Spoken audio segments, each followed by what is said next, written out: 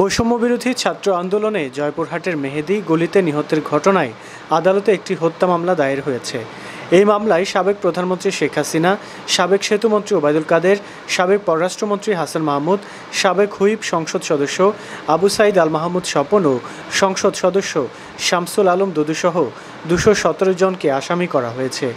মঙ্গলবার দুপুরে নিহত মেহেদীর স্ত্রী জেসমিন আরা সৃষ্টি বাদী হয়ে Joypurhat senior judicial magistrate Atiqur রহমানের আদালতে মামলাটি দায়ের করেন। আদালত মামলাটি এজাহার হিসেবে নথিভুক্ত করতে জয়পুরহাট সদর থানার ওসিকে নির্দেশ দিয়েছেন। মামলার বাদীর আইনজীবী আব্দুল মামিন ফকির এই তথ্য নিশ্চিত করেছেন। গত ৫ আগস্ট বৈষম্য বিরোধী ছাত্র আন্দোলনের অসহযোগ কর্মসূচিতে সদর থানার সংলগ্ন মেইন সড়কে আওয়ামী লীগ নেতাকর্মীদের গুলিতে মেহেদী নিহত হন। তিনি জয়পুরহাট সদর উপজেলার নতুনহাট শেখপাড়া গ্রামের মৃত আলতাফ শেখের ছেলে। ঘটনার ১৬ দিন পর মঙ্গলবার নিহত মেহেদীর স্ত্রী বাদী হয়ে আদালতে একটি হত্যা মামলা দায়ের করেন।